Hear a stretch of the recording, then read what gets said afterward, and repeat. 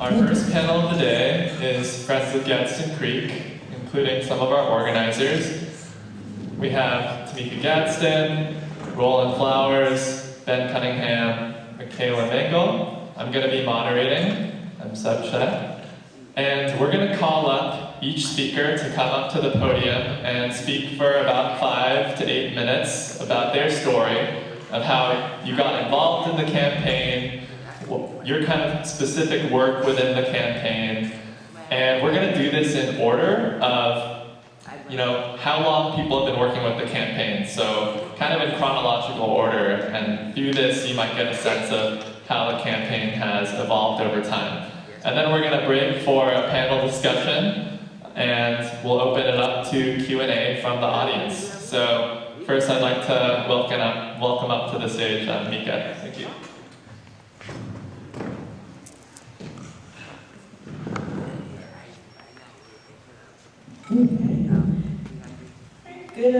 Good morning, still morning, right? Good morning. My name is Mika Gadsden. I am an area, I guess I like to first describe myself as the daughter of Jim Crow refugees, and by that I mean, it explains my connection to this area, this region. Both my parents are Southerners. My mother, a native of North Carolina, my father, a native of Guatemala. And I was born in New Jersey. And why that's relevant is because I always kind of consider myself a come-year, hybrid. I finished my high school career here in Charleston, and my roots are in the South, even though I was raised in the North. Moving to the South has literally been the singularly most impactful experience of my life. It politicized me in ways that I never thought it would. Not just the racial issues and justice issues that are part of my personal story, but also the environmental justice issues. The black folk being dispossessed of their land, the seizing of land in rural areas, all those things have directly impacted my life, or if not me, people in my family. And so, long story short, yes, I'm an activist, social justice activist, and also a media content creator. What really energized my efforts here in Charleston to make Charleston a more equitable and accessible place for specifically centering Black and Gullah people was finding out about the creek. A lot of folks that look like me, that have roots in the community like mine, really didn't know, or the story of the creek was hidden from us. And even though if you lived here, we have folks who've been in this area. Ms. Louise came in just a moment ago, Ms. Gathers, and a whole host of others. They know of this creek, and they have this connection, but the story has not been shared, and that's been intentional.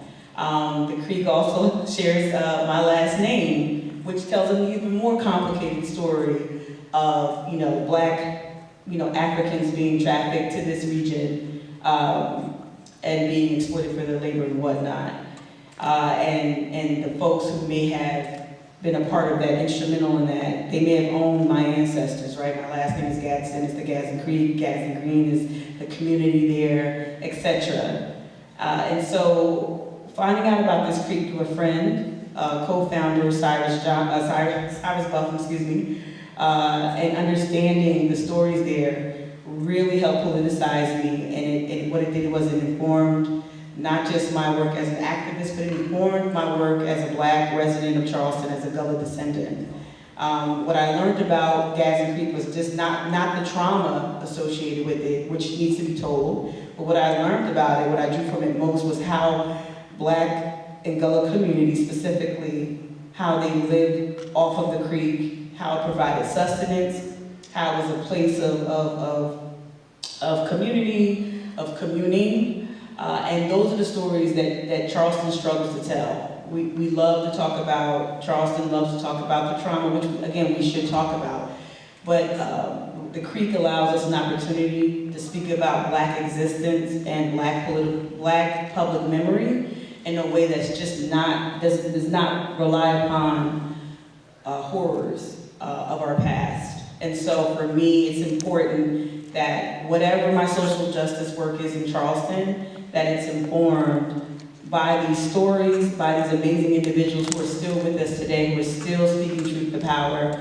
It's important that we fold in environmental justice with a Black or a race analysis, a liberation analysis, that helps make our area preservation and conservation efforts that much more complete.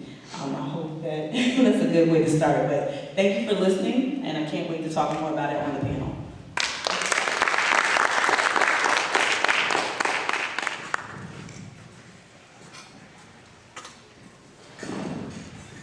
Good morning. I'm Roland Flowers from Gadsden Green Community, back to Green. And you know, before I moved to that community, it was kind of like what people say now, and I don't see why they say it, and I do. But the reason why a lot of things said about our community that might sound a bit negative, because our community has been neglected for simple things, you know. And the people, the developers, they come in and they look at this waterfront property. Back to Green is actually waterfront property. And it's valuable, but they make it invaluable because it's dotted with poor people, people that can't afford the luxury that's right across the street from us. And as far as the creek goes, anyone in their right mind, if you walk the creek as much as I do, you realize the drainage system that it plays, not just for our community, but for all the way back from Highway 17. You know, I walk the creek often, at least 2 or 3 times a week, and you can see the erosion from the soil, where the floods of water comes in that creek during downpours of rain. And I don't see how anyone in their right mind can just come up with a solution, an idea, or what were the reasons for covering the creek except for creating valuable real estate. And I'm probably one of the oldest person in here, and I've been going through this all of my life, being cast aside or not ignored. Actually, I'm not being included as a part of the community. As far as Nick mentioned Jim Crow, I am a part of Jim Crow. You know, I must have been an old man, well, I'm an old man now for real, but and in my early 20s, when I first was able to go to a lunch counter, and I have done a lot of real estate, retail work all my life, back and forth. And we always had a place where I worked at that I couldn't eat at the lunch counter. And that's similar to what happened to the Gadsden Green, the Gadsden Creek community.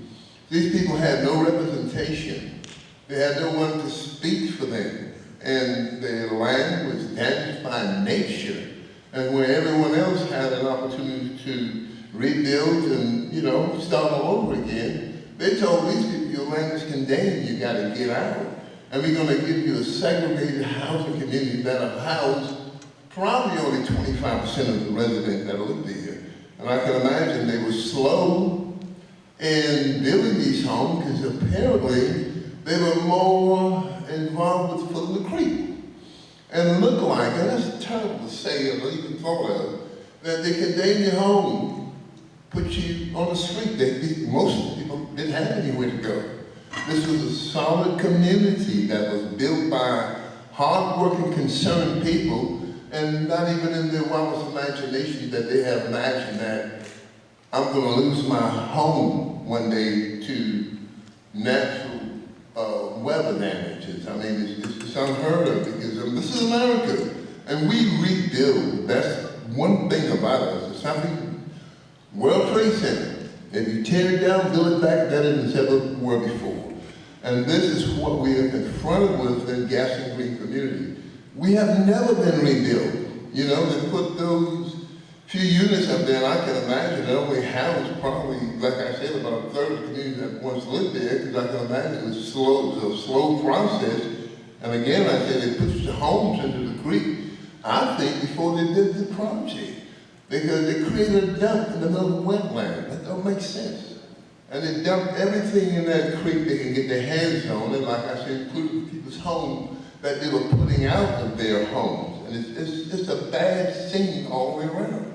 And I'd like to mention that all of this is done in a democratic city government. We've got a Republican government in the mayorship for the first time in over 100 years. And I think it's a good opportunity for us to try to make real effort to get to this guy before they get to it, because he's going to fall in the same line that he's been in for the last 100 years. And who want to go through that? I mean, the people, I appreciate everyone that come out and try to help us, but the experience is much more deeper than you can see, because we're living this. And as far as the heat problem back there, we were deemed that living in the hottest area downtown. They did a heat survey back there about a couple of years ago. And everybody marveled at, well, we are that hot, but it's hot. And the creek served the purpose of air cool, sea breeze every afternoon. We look forward to this. If we had 12, 13-story buildings, it would eliminate our sea breeze. The only thing that we can think of, and know that's going to eventually cool us off, especially in hot summer days. And like I say, we experienced this. You know, we appreciate all of you who come out and try to give us a helping hand, but being at the bottom is not easy, and we're going to rise up from this. We're going to save the last 4 acres. In my heart, I know we will. And with people like all the people that's out here to help us, we're going to prevail, and we're going to be proud of ourselves. Because I'm proud to be in the Gadsden community. When I first moved there, it was kind of like what a lot of people say about the community. It's an eyesore. Of course it is. You don't put any money into it. You don't try to develop it. So, all you do is look to get us up out of there. And that's the purpose for the heat study. I thought it was to give us better accommodation, but we heard about the heat study. I participated in it. I never heard the results or any solution. If they know we that hot back there, come up with some solution. Plant some trees. That's not expensive. You know, you can plant them when they're small and they'll grow up overnight, seem like. One of the residents planted a tree by her building, and within 2 years, it was over the building. And if you walk toward her apartment, you can feel the breeze from the tree, one tree. And the city heard about it, or somebody must have mentioned that we were trying to get trees planted back there, and they came in overnight and cut the doggone tree down. I got up one morning and there was no traces that there were a working crew in there. Labor cut the tree down. There was no branches left. I didn't even see the stump that should have been left. And that told me something, that these people are not trying to cool us off. They want trying to rise out. Come on, keep it real. They want it to be a problem so they can eliminate the problem. And if they're trying to eliminate the hate problem like they want to do it, they're going to eliminate us. This is, we fighting for our homes and our comfort and our livelihood. And thanks for everyone who pitched in and give us a hand. I'm begging you, pleading with you to please continue to do so. We love you all. Continue to come out and help us. Thank you.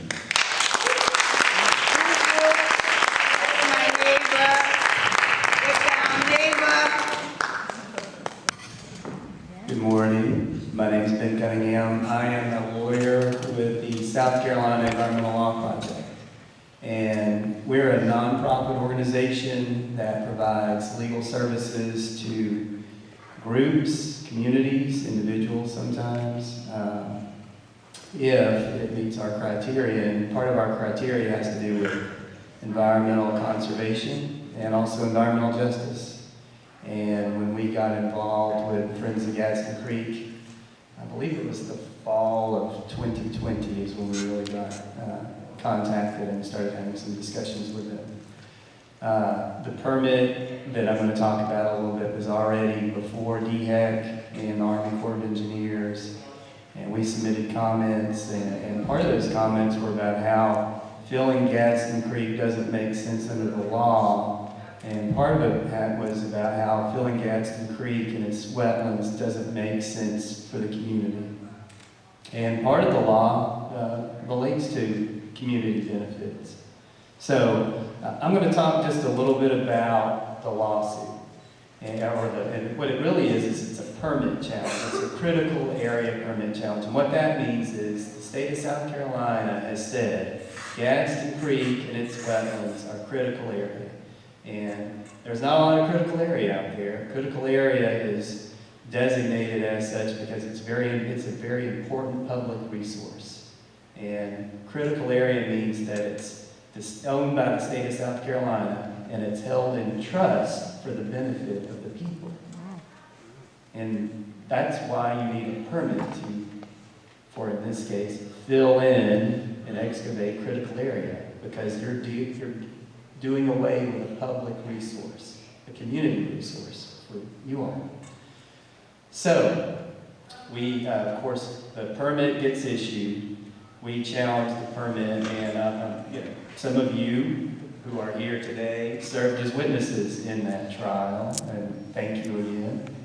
And we are now, I'll tell you a little bit about what the case is, just generally speaking. The case is there are feasible alternatives to filling in Gadsden Creek, so you don't have to do it. And also because what they want to do in this area doesn't have to be on the water. It's not what's called water dependent, as that's defined. You don't get to do it. And also, all these other policies for critical area and otherwise that talk about protecting resources for communities, they're not satisfied either. And in fact, the ALC even said, yeah, this thing violates all these policies, but I'm going to let it go forward anyway. We appealed. That result was not terribly surprising.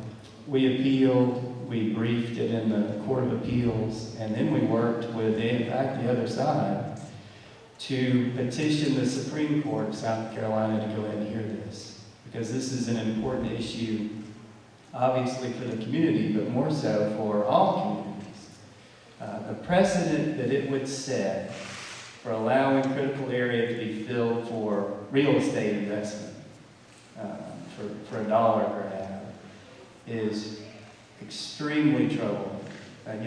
It's a resource for the community, sure. And we want to preserve it for that reason, but also other communities out there, just like Gadsden Green, if they're lucky enough to be living near a critical area resource, they deserve to have that public resource conserved too. So, the lawsuit and the appeal, which is now, in fact, before the South Carolina Supreme Court, it's wonderful also that it's before the Supreme Court, because if it was before the Court of Appeals, it would take years just to get a hearing on the briefs. In fact, we've got an oral argument in front of the Court of Appeals for a case we tried, it's in March, for a case we tried in 2020. So, it's wonderful that the South Carolina Supreme Court is taking it up. We look forward to arguing it, and then we'll get some resolution about the permit. But I want to take just one more minute to talk about what the permit allows and what the other issues are. So the permit is for filling and excavating about 4 acres of critical area, which would get rid of Gadsden Creek.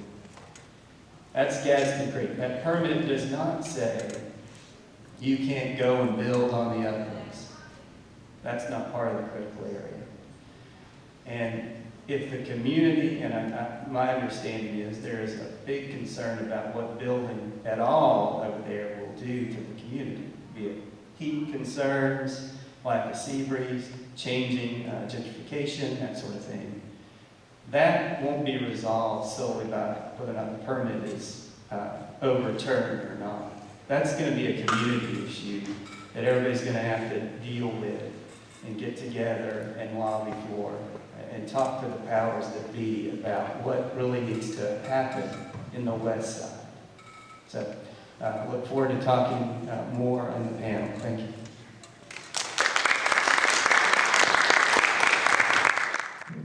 Hello everyone, my name is Michaela. I'm an organizer with Friends of Gadsden Creek. I'm definitely the newest addition to Friends of Gadsden Creek. So I first joined the organization after hearing about it from another nonprofit in Charleston called CAJM, which some of you may be familiar with. So the Charleston Area Justice Ministry. I'm actually from South Carolina, so born and raised just about 3 hours north in Greenville, South Carolina. But I spent the past 3 years in New Orleans for law school, where I focused a lot on environmental justice issues, such as Gadsden Green. When I moved back to South Carolina, I got a job in Charleston, and I started attending the Unitarian Church downtown, and that's when someone mentioned KJUM and their Environmental Justice Committee. So I knew I had to join, and then from there I heard about Friends of Gadsden Creek. So I started following Gadsden Creek, our Friends of Gadsden Creek on Instagram, and saw that they were hiring. They got a grant, approved for a grant to hire an organizer, so I jumped at the opportunity to join. So all that to say that my job as an organizer at Friends of Gadsden Creek is to really lead in the base building and community engagement of Gadsden Green residents. So 2 ways we have been doing that is through our monthly tenant meetings. So for the first of the month, every month we've been holding monthly tenant meetings where we really talk about demands that tenants want to see in their community. So when we do the demands activity at lunch later today, you'll see all the finalized list of demands that all the tenants came together and decided on. And then we also have mutual aid events. So our last one was the Juneteenth event, where we celebrated Juneteenth together, and the Gadsden Green community is filled with food, community, music, and it was a really great time for residents to not only get updates on the lawsuit, learn about our organization, learn about issues that may be affecting their community, but to also just hang out with their neighbors and spend a great time with their community. So if anyone is interested in getting involved with Friends of Gadsden Creek, joining our monthly tenant meetings, please hit me up or one of our other organizers after this, and I'm really excited to talk more about it on the panel today. Our campaign was started in 2019 by really passionate environmentalists who built a really strong foundation for our organization. But over time, it's really expanded with a critical race analysis, a housing justice analysis. And I'm curious for both of you, since you've been working with us for so many years, how have you seen our campaign evolve or change over time? And what kind of direction do you see us moving in? So that might be the language that we use, the work that we do, the aesthetics that we choose to have, what kind of members we have. Yeah, what have you seen change and evolve over time? In my opinion, what makes changes is basically knowledge, education. You know, if you're familiar with something, you can come up with solutions to solve something. And that's the one thing that Friends of Gadsden Green has pointed out to me, that I've walked the creek before I became a member because it's a part of the community. And I heard Rick was about the creek being covered up, and I didn't take it serious because I said, who's going to cover the creek? You know, these days, because I always thought they were protected. I thought wetland was protected by the federal government. But then I came to realize that city government owns where. Could our folks in the audience please keep the chatter down so we can hear our panelists? Thank you. Could you look a little bit closer? Okay, city government is who regulates what we do or give permits to cover up wetland.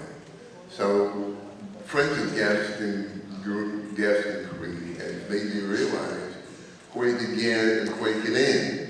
It can begin with the city government, but it can end with groups like Friends of Gadsden Creek and our community. And that's been the effort as far as the best effort that I think is to get the community behind us, which is what we've been doing ever since I've been with us.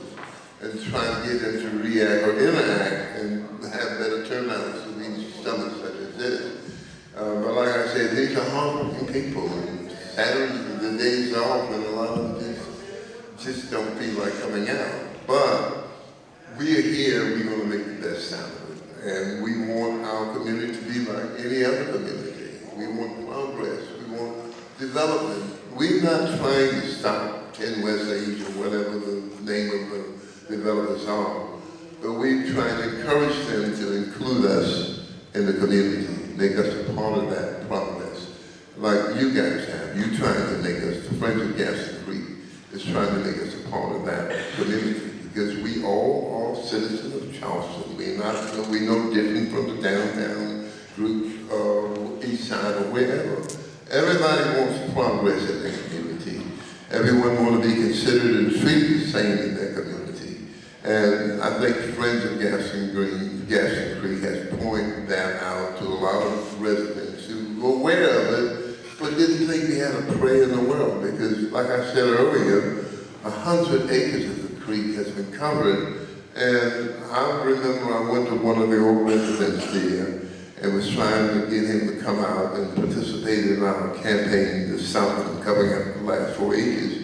And he told me, he said, I'm not getting involved because I've been back here for going on 3, 4, 5 decades. And so my grandfather fought when they first decided to cover it up. My daddy fought being covered up, and nothing happened in our behalf. They still covered up 100 acres of the creek. And because we didn't have Friends of Gadsden Creek in those days. And I'm hoping and I'm sure it will, because I'm going to remain a part of this until we get some good results. Friends of Gadsden Creek will prevail.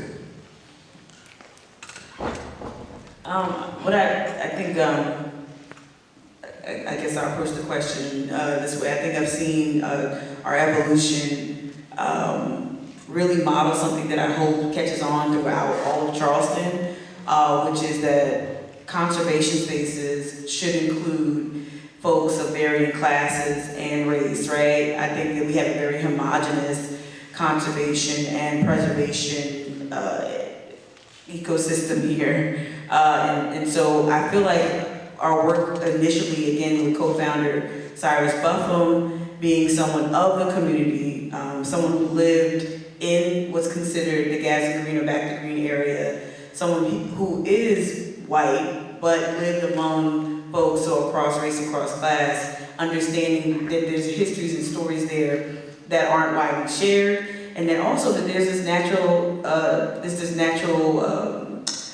resource that has been dumped upon, that has been a vehicle for what he coined as a pattern of taking from historically Black communities. If you have lived or have any connection to Charleston beyond 20 or 30 years, you know what happened with the Ansonboro public housing units, where the aquarium and all of those other buildings and commercial real estate efforts are. So we see Charleston's evolution, right? And so we see this evolution, this pattern. Mr. Rowland, you spoke to it earlier in terms of like what things look like, what this taking might have looked like for so many other generations. And what Friends of Gadsden Creek tried to speak to was, yes, this trauma, this pattern has emerged.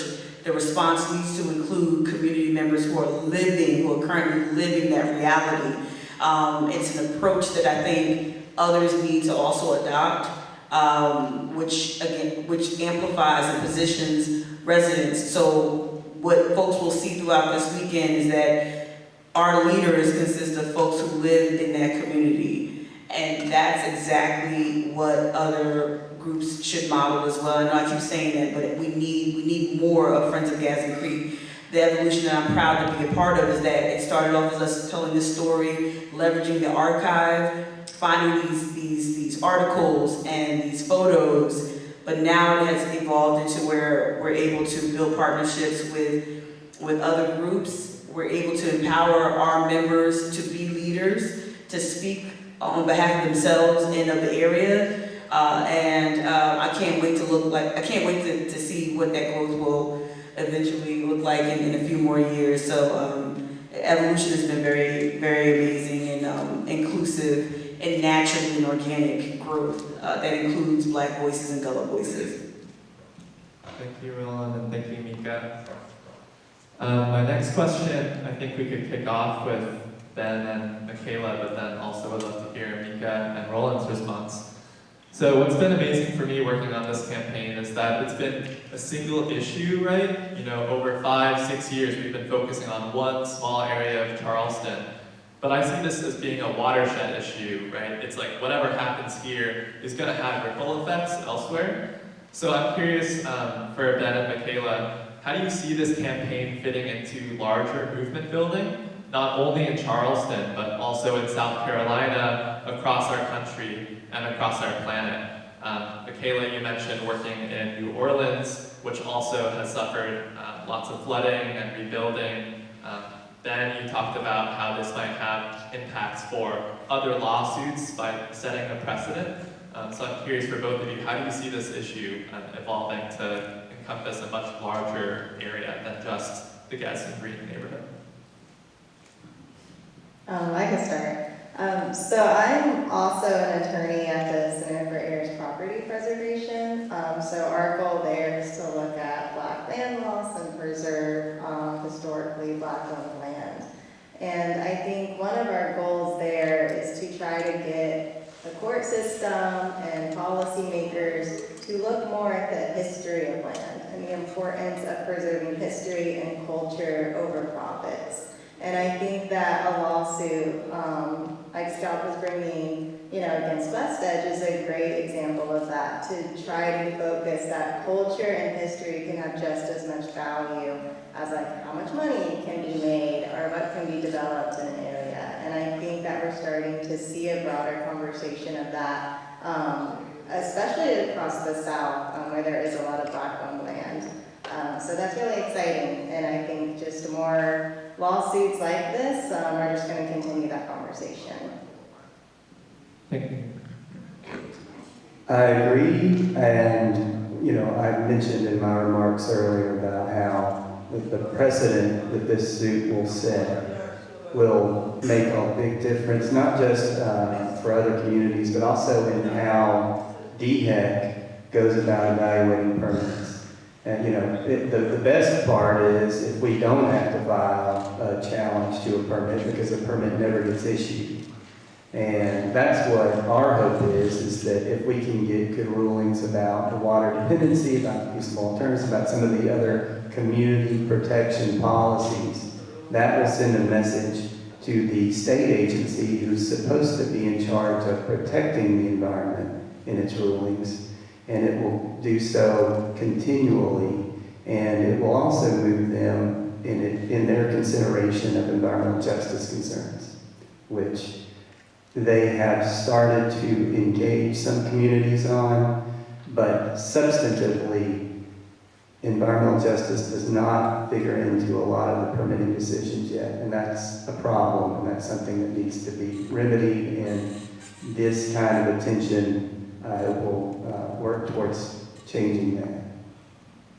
Thanks, Ben, and thanks, Michaela. Roland, Mika, anything you'd like to add? Yeah, how does Friends of Gadsden Creek as a campaign kind of have ripple effects that might mean larger movement building for our city, our state, our country, and even the world?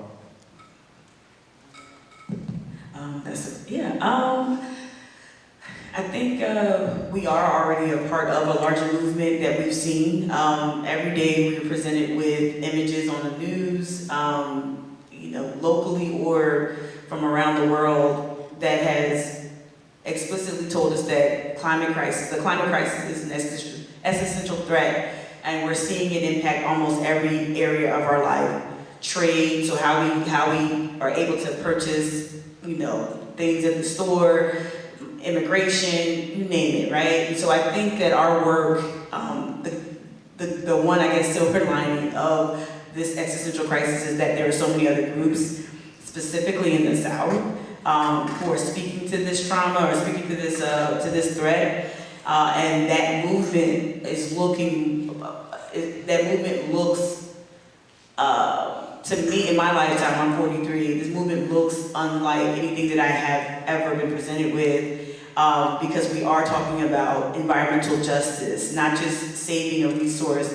We're talking about what does a more just outcome looks like. So I think, to Ben's earlier point, in terms of like what's included in the permitted process, what the powers that we have to consider in making any decision, now more folks are poised to speak to, okay, well, we can't continue to visit these tragedies upon, you name it, indigenous folk, Black folk, Gullah folk, folks who are on the lower income rung.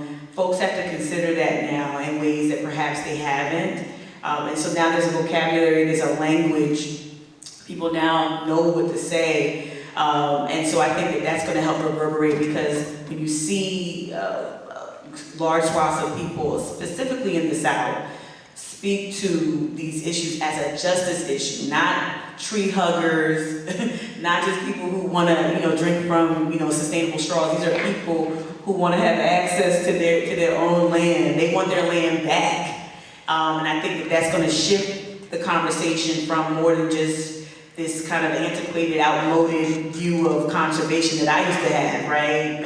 I'm listening, no, I'm not gonna bring up an old reference, I'm too old. But now that folks can talk about it in more dynamic ways, and people like Mr. Rowland can say, no, this is what it is, and this is an injustice that has happened time and time again, so. Thanks, Mika. The injustice goes further than, the creek or even where we live at. It's a part of this country. We've been discriminated against all of our lives. And the one thing about it, like a lot of people think when we talk about we've been discriminated against all of our lives, they think that we were sad and down and out. No, we were happy. We learned to take what we had and make the best out of it. And Friends of Gadsden Creek has been like a valuable tool to our community. They brought in new shovels and material that we need, like I said, education. When you inform people of what's going on with them, then it's up to us to react. And that's the point that we at now. We're trying to get the community to react a little bit more than they are. But they've been knocked down so many times, they're thinking that it's not going to do any good for them to try and stand up. And that's what Friends of Gadsden Creek has taught me, opened my eyes to that. And I've been to quite a few meetings, and I see all the wonderful people who come out of all age, color, creed, religious background, and they're all fighting for one cause through my organization. And that's my view, that we can make something happen this time because of the Friends of Gadsden Creek and lowering in others supporting organizations and the entire community. I mean, we're not just asking for organizations, we want everyone, because like Nikki said, a problem of violence is a problem of the whole city. Because what people don't realize that we live at Gadsden Green, back to Green. This is our home. And anyone else that comes there are visiting. And it's not fair to us for the visitors to come in and try to make things worse for us. If you're going to build a luxury apartment across the street, at least plant some trees. And this is one of the things that Friends of Gadsden Creek has pointed out to us and the community. We can get things done, and it's just as simple as asking for it and having support from communities, organizations like Friends of Gadsden Creek.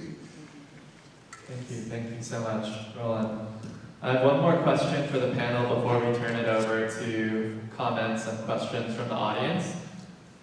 So my last question is about something that was raised in Ben and Joshua's presentation. So under former Mayor Tecklenburg, Friends of Gadsden Creek had a very oppositional relationship to the city of Charleston. The city of Charleston is the majority landowner of this area that is being impacted, and every city council member voted unanimously in support of West Edge and to fill in the creek. However, newly elected Mayor Cogswell has gone on the record of saying that he will support the initiative to restore and revitalize the creek. So I wanted to ask everyone on our panel, how do you see this change in the leadership of Charleston potentially affecting how we work with the city or don't work with the city moving forward?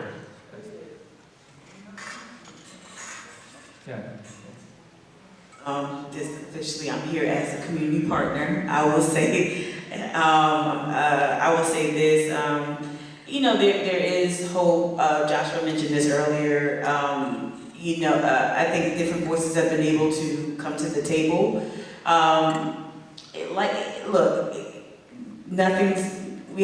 There's still a lot of work to do. We still have a lot of work to do here. Anyone in this room who is engaged on this issue, there's a lot of work to do. That being said, I'm optimistic that different visions are being are being shared, different visions are being considered very seriously, and that's leaps and bounds from where we were just 2 years ago or a year ago. So I think there's hope there. I think also through CAJM, the groups like CAJM and other efforts, the willingness of the community to put the current leadership in the position to go on the record is a very strong tool. And that requires them to remain accountable to promises. So that work has to continue. But it doesn't have to be in the same way or approach that was once, used or done. So I urge all folks to continue to hold their elected officials accountable, including this new mayor. But that could look like, showing up to an event and asking him a question. It doesn't mean that you have to be confrontational. I think this is an opportunity for us to build another relationship and not just apply the approaches from the previous administration to this one. And then if things go off course, we all know what to do. Yeah, this is a great opportunity, I think, because anything that's different, new, I think you got a different approach. If you've been talking to somebody for 100 years about a situation and it keep getting worse, why not be optimistic about a new administration? And this went, like I said earlier, almost 100 years. That you had the Democrats downtown, and like I say, our community is a part of Charleston. We want to be recognized and fed and taken care of like everyone else.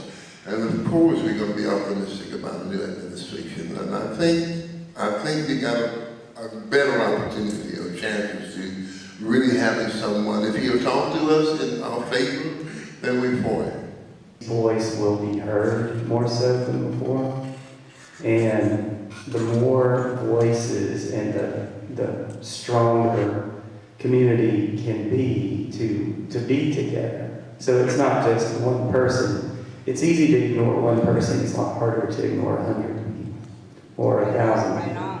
And so that's what really needs to be fostered and used. And like Mika said, it doesn't have to be any kind of confrontational type of communication. It's just got to be communication. This is what we want. This is what we need.